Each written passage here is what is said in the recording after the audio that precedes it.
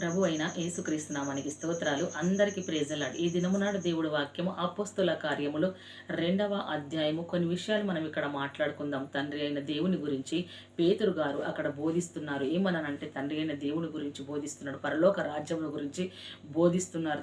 యేసుక్రీస్తుల వారు భూమి మీదకి వచ్చి ఆయన చేసిన అద్భుత కార్యములన్నిటిని గురించి బోధిస్తున్నారు. ఎందుకంటే పేతురు గారు తండ్రి అయిన యేసుక్రీస్తుల తండ్రి అయిన దేవుని నామమున తనతో కూడానే ఉన్నాడు. ఎవరితో కూడా ఉన్నాడు? యేసుక్రీస్తుల వారితోనే ఉన్నాడు. దేవాది దేవుడైన యేసుక్రీస్తుల వారితో పేతురు గారు ఉన్నాడు. పేతురు గారు సన్నిహితం చేశారు.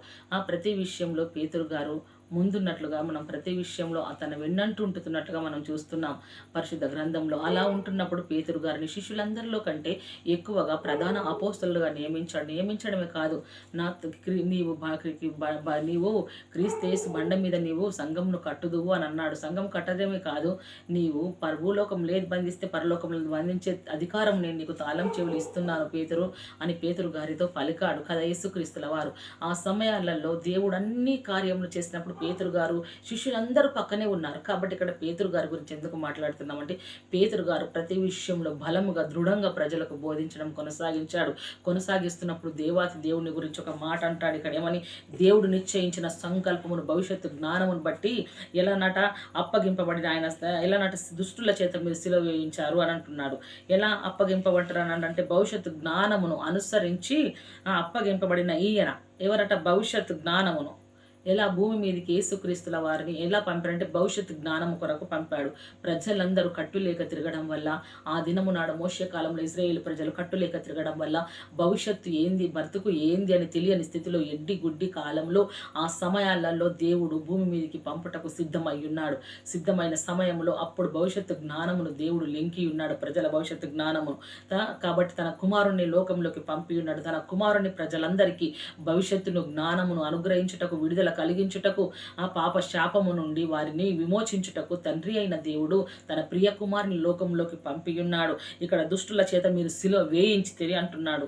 పేతురు గారు బోధిస్తున్నాను. ఏమంటాడు? మరణము ఆయనను బంధించి ఉండుట అసాధ్యము అంటున్నాడు. ఎందుకో తెలుసా? మరణ పని ముళ్ళును విరుచుటకు తండ్రి అయిన దేవుడు కుమారుడి పక్షము నిలబడి ఉన్నాడు. తండ్రి అయిన దేవుడు కుమారుడిని భూమి మీదకి పంపించిన ఆ క్షణాలు, ఆ దినములు, ఆ అద్భుత కార్యములు జరిగించి సమస్త మానవాళి కోటి పాపము కొరకు తన సొంత కుమారుని సిలువ వేయుటకు, తన సొంత కుమారుని అర్పించుటకు, తన సొంత కుమారుడి రక్తము భూమి మీద నేల మీద ఒలుకుటకు తండ్రి అయిన దేవుడికి ఇష్టమై ఉన్నది. ఆయన నలగొట్టుటకు తండ్రి అయిన దేవునికి ప్రేమై ఉన్నది. ఎందుకంటే ఈ ఒక్కడు నా కుమారుని అర్పిస్తే సమాజంలో ఉన్న నా బిడ్డలందరూ విముక్తి పొంది అందరూ నా కుమారులుగా, నా కుమార్తెలుగా మార్చబడతారు అని తండ్రి అయిన దేవుడు నిర్ణయ కాలంలో ఆయన సంకల్పము చొప్పున యేసుక్రీస్తు ప్రభుల వారిని భూమి మీదకి పంపించారు. ఆ సమయంలో మన పాప దోషములు, మన దోషములు యూదులే. మరలా సిల్వ వేసినది ఎవరు? యేసుక్రీస్తు. అంటే యూదులే కాదా? అంటే మన ప్రజలే వేసి ఉన్నారు అన్నట్టుగా మనం చూసుకుంటాం. కాబట్టి అక్కడ అంటున్నాడు, ఏమంటున్నాడు పేతురు గారు అంటున్నాడు ఆ మాట, భవిష్యత్తు జ్ఞానమును బట్టి అని అంటున్నాడు. అదే కాదు, ఇంకో విషయం అంటాడు. ఏమని అంటాడు అని అంటే, ఇక్కడ మరణము ఆయనను బంధించుట అసాధ్యము అంటున్నాడు. ఎందుకో తెలుసా? పేతురు గారు శిష్యులు ప్రతి ఒక్కరు చూస్తారు. ఎందుకో తెలుసా? యేసుక్రీస్తుల వారిని మన పాపముల నిమిత్తం, శాపముల నిమిత్తం సిలువ వేయబడినప్పుడు, ఆయన చంపబడ్డప్పుడు, ఆయన సమాధి చేయబడ్డ తర్వాత ఆయన 3 రోజులకు తిరిగి లేచాడు. ఎందుకు? మరణం అనే ముళ్ళును విరిచి మనల్ని రక్షించుట కొరకు. అది కన్నులారా చూశారు పేతురు శిష్యులు, సమస్త ప్రజలందరూ అక్కడ చూశారు. కాబట్టి అక్కడ అంటాడు, ఏమనంటాడంటే, మరణం అతను బంచుట అసాధ్యం గనుక దేవుడు మరణ వేదనను తొలగించి ఆయనను లేపేను అంటున్నాడు. ఎవరిని లేపారు? దేవుడు మరణ వేదనలను తొలగించి ఆయనను లేపారు. అంటే యేసుక్రీస్తుల వారిని లేపింది ఎవరు? తండ్రి అయిన దేవుడు లేపాడు. అంటే అందుకే క్రీస్తు యేసులో నిలిచి ఉన్న మనకు ఎటువంటి శిక్ష విధి లేదు. క్రీస్తు యేసులో నిలిచి ఉన్నట్లయితే మనకు మరణ శిక్ష లేదు. క్రీస్తు యేసులో మనము ఉన్నట్లయితే మనకు నిత్య జీవము దొరుకుతుంది. క్రీస్తు యేసులో మనము నిలిచినట్లయితే మనకు పునరుద్ధాన బలము దొరుకుతుంది. ఇక్కడ అంటాడు, ఏమని అంటాడంటే పేతురు గారు ఒక మాట అంటాడు. ఏమని? పేతురు, మీరు మారు మనసు పొంది పాప క్షమాపణ నిమిత్తము ప్రతివాడు యేసుక్రీస్తు నామమున బాప్తిసము పొందుడి అంటున్నాడు. ఎలాంట? మీరు మారు మనసు పొందండి. పాపము నుంచి, శాపము నుంచి, దురలవాట్ల నుంచి, అబద్ధం నుంచి, మోసం నుండి, దొంగతనం నుండి, అల్లరి నుండి దూషణ నుండి, ప్రతి వ్యభిచారం నుండి, అన్నిటి నుండి మీరు అవన్నీ తొలగించుకొని ఇలా మార్చబడండి మీరు. అంటే క్రీస్తులో ప్రేమ, అభిమానము, సంతోషము, సమాధానము, దీర్ఘశాంతము, దయాలుత్తము, ఇలా ప్రేమ జీవితాన్ని మీరు కొనసాగించండి క్రీస్తులో.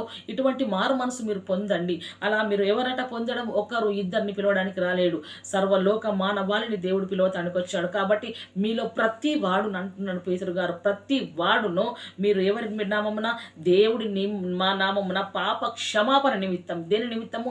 పాపమును క్షమించుటకు. పాపమును క్షమించుటకు ఒక మనుష్య కుమారునికి భూమి మీద తండ్రి అయిన దేవుడు అధికారం ఇచ్చాడు. ఎవరిని ఏ పాపమును క్షమించలేదు, కానీ తండ్రి అయిన దేవుడు ప్రతి పాపమును క్షమించని అంటున్నాడు. ఈ దినము ఏ పాపంలో ఉన్నామో, ఏ శాపంలో ఉన్నామో, ఎటువంటి కట్ల మధ్యలో మనం బ్రతుకుతున్నామో, తండ్రి అయిన దేవుడి దగ్గర మోకరిల్లి మా పాపమును క్షమిస్తావు, నువ్వు క్షమించు ప్రభువా, మేము మారు మనసు పొందుకుంటున్నామని దేవుడిని అడిగినట్లయితే దేవుడు మనకు మారు మనసు ఇస్తాడు, మన పాపములని క్షమిస్తాడు. పాపములు క్షమించినప్పుడు పడినప్పుడు పక్షవాయువు గాడి వాడు తిరిగి లేవలేడా? అదే రీతిగా మనం ఏ స్థితిలో పడి ఉన్నామో, ఏ స్థితిలో మనము ఉంటున్నామో, ఎటువంటి పక్షవాతం మనకు కలిగిందో, ఆర్థికమైన పక్షవాతమా, వివాహాలు జరగట్లేని పక్షవాతమా, ఉద్యోగాలు రాలేవని పక్షపాతమా, ఎటువంటి కట్లలో మనం ఉన్నామా, అవమానాలు నిందల్లో ఉన్నామా, వాటన్నిటి నుండి మనకు ఒకటే సొల్యూషన్ దొరుకుతుంది. ఇక్కడ దేవుడు మాట్లాడుతున్నాడు ఏమనంటే, నన్ను పాప క్షమాపణ, నన్ను అడగండి, నాలోకి రండి, మీరు మారు మనసు పొందండి, అప్పుడు నేను అన్ని క్షమిస్తాను. క్షమించబడినప్పుడు ప్రతి దీవెన మనకు దొరుకుతుంది అని అక్కడ వాక్యము బోధిస్తున్నది. ఇక్కడ అంటున్నాడు, ఏమనంటున్నాడంటే, పొందుడి, అప్పుడు మీరు పరిశుద్ధాత్మను వరమును పొందుకుంటారు అని అంటున్నాడు. ఎలా పొందుకుంటారో ఇక్కడ కూడా చూద్దాం. ఇది ఏమంటున్నాడు అంటే, దేవుడు ఆయన రాకడ కాలంలో ప్రతి వారికి కూడా రక్షణ పరిశుద్ధాత్మను ఇంటున్నాడు. ఇక్కడ అంటున్నాడు ఒక మాట, ఏమంటాడు పేతురు గారు? అలా బోధించి ఈ వాగ్దానము మీకును మీ పిల్లలకును, దూరస్తులందరికీ, హల్లెలూయా, ఎవరికి? ఇక్కడ వింటున్న వారికి కాదు, మీకును మీ పిల్లలకును, దూరంలో ఉన్న ప్రజలందరికంటే సమస్త మానవాళి కొరకు. మానవాళికి ఏం వాగ్దానం చేశాడు దేవుడు అని అంటే, అందరికీ, అనగా ప్రభు అయిన దేవుడు తన యుద్ధకు పిలిచిన వారందరికీ చెందునని వారితో చెప్పాను. ఏం చెందుతుంది? పరిశుద్ధాత్మ చెందుతుంది. అంటే ఆ వాగ్దానము, ఆత్మ ఎంత శక్తి గలది పరిశుద్ధాత్మ. ఆ వాగ్దానము దొరుకుతుంది, క్రీస్తుల బాప్టిజము దొరుకుతుంది, క్షమాపణ దొరుకుతుంది, మనకు ఈ వాగ్దానము దొరుకుతుంది కదా. కాబట్టి ఇటువంటి వాగ్దానాలు దేవుడు ఒకరికి ఇవ్వలేడు, ప్రతి వారికి ఇచ్చాడు. కాబట్టి అలా బోధిస్తున్నారు పేతురు గారు. బోధిస్తూ ఇక్కడ ఒక మాట అంటాడు, ఏమని అంటాడనంటే, కాబట్టి వారు అలా బోధిస్తూ ఉన్నారు, క్రీస్తు యేసుల వారు వారికి అప్పజెప్పిన పనిని వారు నమ్మకముగా చేస్తూ అక్కడ అంటున్నాడు ఏమని, ఇంకా అనేక దినములైన మాటల సాక్ష్యం ఇచ్చి మీలో మూర్ఖులకు ఈ తరమ వారికి వేరై రక్షణ పొందుడని వారితో హెచ్చరించెను. ఎలానంటే హెచ్చరించెను, మూర్ఖులైన ఈ తరము వారితో, ప్రజలతో మీరు దూరంగా ఉండి మీరు రక్షణ పొందండి. వినని వాడు చెప్పినా వినకపోతే అది వదిలేయండి, మీరన్నా వినండి అని అంటున్నాడు. అనడమే కాదు, ఇక్కడ అంటాడు, కాబట్టి వాక్యమును అంగీకరించిన వాడు బాప్తిసము పొందిరి. హల్లెలూయా. దేనిని అంగీకరించిన వాడు పొందాడు ఇక్కడ బాప్తిసము? పాస్టర్ మాటలు విన్నవాడా? పాస్టర్ ప్రవచించిన దాన్ని విన్నదాన్ని బట్టే కాదు, దేవుడి యొక్క వాక్యంని విన్నవాడు బాప్తిసం పొందాడు. ఎలా దేవుడి యొక్క వాక్యంని విన్నవాడు పొందగలిగాడు అంటే, దేవుడు అంటాడు, నేనే మార్గం, నేనే సత్యము, నేనే జీవం అని అంటాడు. ఆయన వాక్యమే సత్యం, ఆయన వాక్యం సత్యంలో మనల్ని ప్రతిష్ఠించాడు. కాబట్టి ఆ వాక్యం ఎలా ఉందంటే, రెండంచుల గల ఖడ్గము, అది ఎంతైనా వాడిగల ఖడ్గమై ఉంటుంది. మనల్ని ఎలా చేస్తుందంటే, శరీరం అంతలో నరములను, మూలుగులను విభజించినంత మట్టుకు దూరుతుంది. వాక్యము దూరి మనల్ని పరిశోధిస్తుంది, పరిశీలిస్తుంది, పరీక్షిస్తుంది. ఇంకోవైపు వాక్యం మన ఖడ్గమై నిలబడుతుంది. కాబట్టి దేవుడు వాక్యము సత్యమైనది. ఆ వాక్యము మన పాదములకు దీపమై ఉంటుంది, మన త్రోవలకు వెలుగై ఉంటుంది. ఆ వాక్యము మన హృదయానికి, మన జీవకు ఆహారమై ఉంటుంది, ఫలమై ఉంటుంది. పరలోకం నుండి దిగవచ్చిన జీవాహారమే ఈ వాక్యమై ఉంటుంది. అంటే దేవుడై ఉంటున్నాడు. కాబట్టి వాక్యం అనగా దేవుణ్ణి మాటలు విని నమ్మినవాడు బాప్తిసము పొందును. ఎలా? దేవుడు సజీవుడు అని, దేవుడు మృత్యుంజయుడు అని, దేవుణ్ణి మరణం బంధించలేదు, దేవుడు ఎదుట ఏ పాపము లేదు, దేవాతి దేవుడి శక్తిమంతుడు, దేవుడే నీతిమంతుడు, యేసుక్రీస్తు ప్రభుల వారి సత్యమైన దేవుడు, యేసుక్రీస్తుల ప్రభుల వారి సత్యమైన దేవుడు అని ఎప్పుడైతే నమ్ముతావో, ఎప్పుడైతే నిలకడగా ఉంటావో, అప్పుడు బాప్తిసము పొందినట్లే, హృదయంలోనే అప్పుడే బాప్తిసం పొందినట్లు అప్పుడు అంటున్నాడు. ఏమనంటారు? అంగీకరించి బాప్తిసము పొందిరి. ఆ దినమందు ఇంచుమించు 3,000 మంది చేరారట. ఎక్కడ? దేవుడు వాక్యముని విని. మరి ఈ దినము నాడు ఎందరో దైవజనుల దగ్గరికి, ఎన్నో మీటింగ్స్లకు వెళ్తున్నాం, మరి దేవుడి వాక్యంకు చెవియొగ్గుతున్నామా? దేనికి వింటున్నాం మనము? ఆ దినము నాడు వారు విన్నారు. వినడమే కాదు, బాప్టిజం పొందారు 3,000 మంది. మా 3,000 మంది బాప్టిజం తీసుకొని మనరాగా అల్లరి చిల్లరగా ఉన్నారా? టీవీలు చూస్తున్నారా? సినిమాలు చూస్తున్నారా? ఇంకా అల్లరిగా ఏ విషయంలోనైనా తప్పుదొర పడుతున్నారా? వారి చూపులు, వారి మాటలు, ప్రవర్తన అంతా చెడిపోయిందంటే లేదు. ఇక్కడ ఏమని మాట్లాడుతుంటే, దేవుడు వాక్యము కాబట్టి వారు అలా చేర్చబడేది. తర్వాత ఏమంటుండు, వీరు అపోస్తుల బోధ యందును సహవాసమందును రొట్టె విరుచుట యందును ప్రార్థన చేయుట యందును ఎడతెగక నుండిరి. హల్లెలూయా. ఎలా ఉన్నారట వీరు? అపోస్తుల బోధ, మొట్టమొదటగా వీరు రక్షణ పొందుకున్నారు కదా. ఎలా ఉన్నారంటే అపోస్తుల బోధ అనగా దేవుడి యొక్క వాక్యం బోధిస్తున్నారు.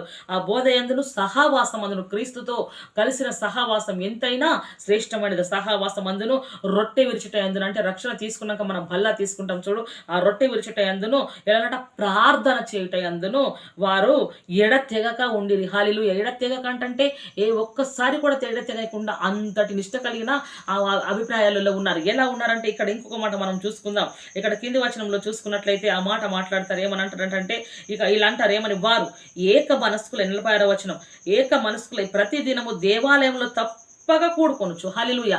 ప్రతి దినం దేవాలయంలో తప్పక కూడుకొనుచు. ఎలా అన్నట? తప్పక కూడుకొనుచు. ఎలా? ఇంటింట రొట్టె విరుచుచు, దేవుణ్ణి స్తుతించుచు. ఎలా?